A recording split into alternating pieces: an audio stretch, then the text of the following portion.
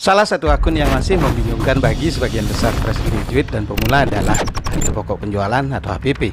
Bahkan sampai lulus dan bekerja di tahun-tahun pertama, masih belum tahu persis dari mana angkanya, transaksi apa saja yang dijadikan sumber data, bagaimana cara menghitungnya, sehingga sampai pada angka yang diakui sebagai HPP dan disajikan di laporan laba rugi. Terlebih-lebih untuk perusahaan manufaktur ada bahan baku, biaya tenaga kerja, overhead pabrik, barang dalam proses, barang jadi, biaya produksi, harga pokok produksi, harga pokok penjualan, pokoknya ruwet. Kabar bagusnya, ini sesuatu yang wajar. Mengapa? Pertama, dialami oleh semua orang accounting tak peduli lulusan dari universitas manapun dengan IPK berapapun. Bahkan yang sekarang sudah akuntan senior pun mengalami hal serupa di tahun-tahun pertama mereka bekerja. Kedua, akuntansi tergolong ilmu terapan. Artinya untuk sungguh-sungguh menguasai akuntansi, seseorang harus menerapkannya dalam pekerjaan sehari-hari selama kurang lebih 10.000 jam menurut Malcolm Gladwell. Jadi jika rekan fresh graduate atau pemula dan masih bingung setiap kali menghitung harga pokok penjualan, tidak usah berkecil hati. Semua orang accounting pernah mengalaminya. Dan kabar terbaiknya, Jack sudah menyiapkan semacam template atau cheat sheet penghitung harga pokok penjualan yang akan Jack share di video ini dan bisa rekan gunakan di mana saja dan kapan saja. Sedikit bocoran supaya mudah dipahami, cheat sheetnya berupa grafis berisi tidak saja contoh perhitungan dan penjelasan dari mana angka-angkanya berasal,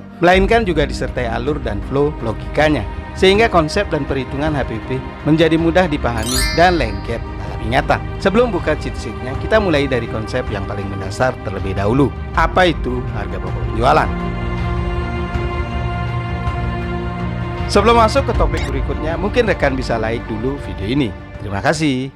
Harga pokok penjualan disingkat HPP atau dalam bahasa Inggris disebut Cost of Goods Sold, disingkat COGS, adalah sekumpulan biaya yang timbul dari proses pembuatan atau pembelian produk yang nantinya akan dijual oleh perusahaan untuk menghasilkan pendapatan atau revenue. Jadi HPP tidak berasal dari satu transaksi, melainkan dari beragam transaksi sepanjang proses produksi jika perusahaan manufaktur atau proses pembelian jika perusahaan dagang, yang kemudian terkumpul menjadi satu yang disebut harga pokok penjualan atau HPP. Yang sering menjadi persoalan dan membingungkan, jenis transaksi dari aktivitas apa saja yang diakui sebagai pembentuk harga pokok penjualan. Kemudian bagaimana aliran atau flow masing-masing biaya itu, dan bagaimana mekanisme penghitungannya sehingga terbentuk nilai atau angka tunggal yang disebut harga pokok penjualan.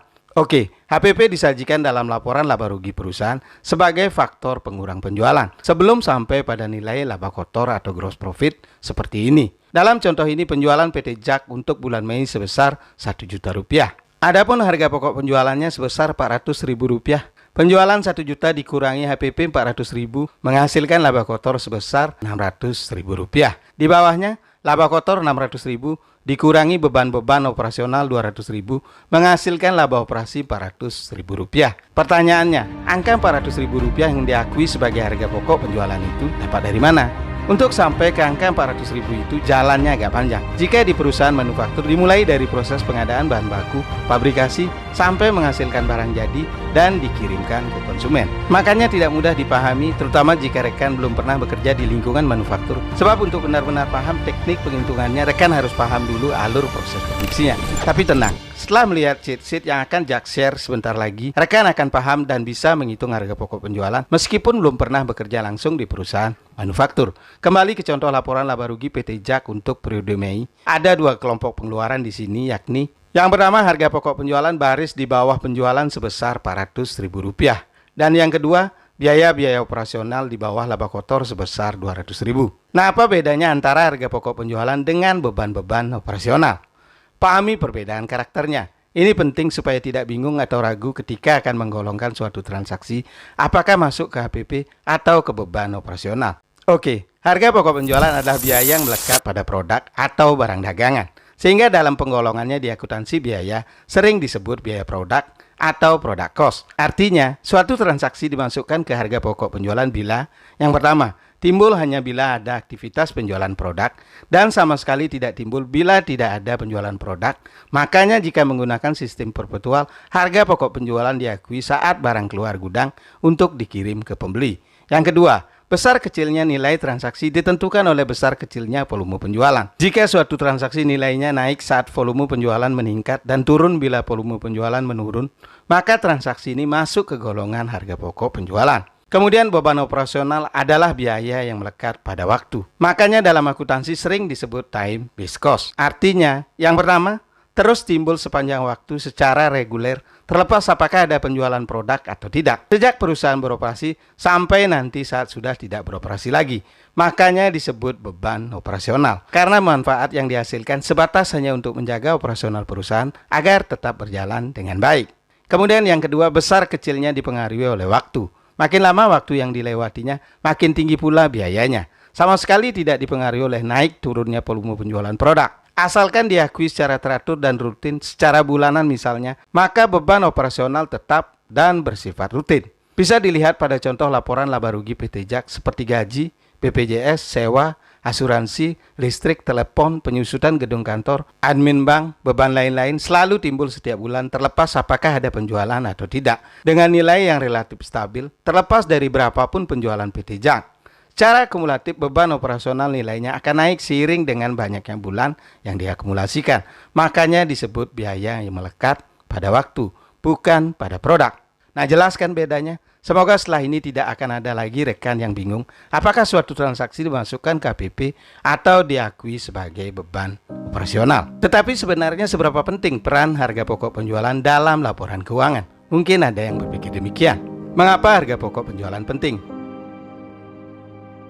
Selain perbedaan karakter, rekan juga bisa temukan perbedaan nilai rupiah antara HPP dengan beban operasional yang sangat signifikan. HPP nilainya 400.000 dalam contoh ini, sedangkan beban operasional hanya 200.000. Tentu tidak mewakili angka real di dunia bisnis yang sebenarnya. Tetapi rasio perbandingan 2:1 yang JAK buat kiranya sudah mendekati rasio real dalam bisnis nyata secara umum, walaupun bisa jadi berbeda antara satu industri dengan industri lain. Yang jelas, angka HPP selalu lebih tinggi dibandingkan beban operasional. Tapi kalau sampai ada perusahaan real yang beban operasionalnya lebih tinggi dari HPP-nya, kemungkinannya hanya dua. Yang pertama, penerapan akuntansinya yang tidak benar, atau yang kedua, model bisnisnya yang tidak beres. Dalam kondisi normal, baik model bisnis maupun penerapan akuntansinya, nilai HPP ada di kisaran 40-60% dari nilai penjualan. Beban operasional ada di kisaran 10-20%, sehingga laba normal perusahaan ada di kisaran 20 hingga 50%, tergantung industrinya. Dengan porsi yang begitu besar antara 40 hingga 60%, bisa rekan pahami mengapa harga pokok penjualan menjadi metrik ukur sangat penting bagi pihak luar dalam menilai kinerja perusahaan. Seberapa mampu perusahaan menghasilkan laba, seberapa efisien operasional perusahaan. Sekarang bayangkan jika staf accounting perusahaan salah dalam menghitung harga pokok penjualan yang disajikan di laporan laba rugi. Pengguna laporan internal maupun eksternal bisa salah dalam pengambilan keputusan. Lalu bagaimana alur dan teknik penghitungan harga pokok penjualan? Sebelum masuk ke bahasan berikutnya, mungkin tidak ada salahnya jika rekan like video ini. Terima kasih. Cara instan menghitung harga pokok penjualan. Ini adalah cheat sheet penghitungan harga pokok penjualan perusahaan manufaktur JAK intisarikan dari pengalaman terdahulu yang lumayan panjang dalam menjalankan akuntansi perusahaan manufaktur.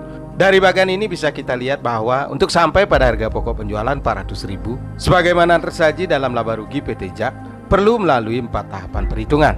Tahap pertama menghitung bahan baku digunakan, yang kedua menghitung biaya produksi, ketiga menghitung harga pokok produksi, dan terakhir yang keempat menghitung harga pokok penjualan. Urutan ini sifatnya kronologis, tidak bisa ditukar-tukar, karena memang mewakili alur proses produksi dalam perusahaan manufaktur. Perhitungan tahap pertama dimaksudkan untuk mencari berapa nilai bahan baku yang digunakan, yakni nilai bahan baku yang dipindahkan dari gudang ke ruang produksi. Perhitungannya, saldo awal persediaan bahan baku 200.000 mewakili nilai bahan baku yang tersisa dari aktivitas produksi periode sebelumnya. Angka 200.000 diperoleh dari persediaan bahan baku yang disajikan di neraca periode sebelumnya. Nah, saldo awal 200.000 ini ditambah pembelian bahan baku periode berjalan 300.000 dalam contoh ini.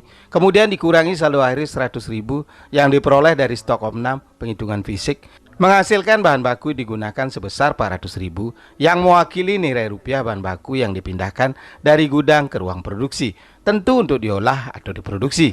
Lanjut ke tahap kedua, menghitung biaya produksi. Perhitungan ini dimaksudkan untuk mencari berapa biaya yang ditimbulkan oleh proses mengubah bahan baku menjadi barang dalam proses atau work in process, disingkat WIP. Ada 3 elemen biaya yang terlibat dalam proses ini. Elemen pertama, bahan baku diambil dari angka bahan baku digunakan dari tahap sebelumnya 400.000. Ditambah elemen kedua, tenaga kerja langsung 200.000 diperoleh dari daftar upah satuan yang dibayarkan kepada pekerja produksi.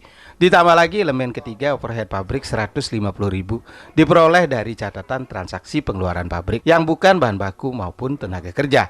Penjumlahan ketiga elemen ini menghasilkan biaya produksi sebesar 750.000 yang mewakili nilai barang dalam proses atau work in process. Kemudian tahap ketiga menghitung harga pokok produksi untuk mengetahui berapa akumulasi biaya pabrikasi yang timbul dan diwakili oleh nilai barang jadi yang dipindahkan dari ruang produksi ke gudang barang jadi. Untuk menghitung harga pokok produksi, biaya produksi 750.000 yang dipindahkan dari tahap sebelumnya, ditambah saldo awal persediaan WIP 100.000 dalam contoh ini, kemudian dikurangi saldo akhir persediaan WIP 250.000 yang diketahui dari hasil stock of 6 di akhir periode menghasilkan harga pokok produksi 600.000. Angka 600.000 ini mewakili nilai barang jadi yang berhasil diproduksi dalam periode ini dan diserahkan ke gudang barang jadi. Yang terakhir, tahap keempat menghitung harga pokok penjualan untuk mengetahui nilai persediaan barang jadi yang terjual dan dikirimkan ke konsumen. Harga pokok penjualan diperoleh dari harga pokok produksi 600.000, yakni nilai barang jadi pindahan dari ruang produksi ke gudang, ditambah saldo awal persediaan barang jadi 100.000 yang diambil dari persediaan barang jadi di neraca periode sebelumnya, menghasilkan barang tersedia untuk dijual sebesar 700.000. Angka ini mewakili nilai persediaan barang jadi yang terkumpul di gudang sebelum dijual dan dikirimkan ke customer. Untuk mengetahui berapa nilai persediaan yang terjual dan terkirim, barang tersedia untuk dijual 700.000 dikurangi saldo akhir persediaan barang jadi yang diperoleh dari hasil stock of 6 di akhir periode 300.000 dalam contoh ini, menghasilkan harga pokok penjualan 400.000 yang disajikan di laporan laba rugi PT JAK. Like video ini jika rekan suka, share jika dirasa bermanfaat, dan tulis di ruang komentar jika rekan punya pertanyaan. Bagi yang sudah subscribe, JAK ucapkan terima kasih. Bagi yang belum, mungkin sekarang sudah waktunya. Oh ya, jangan lupa aktifkan lonceng notifikasi. Terima kasih dan sampai jumpa.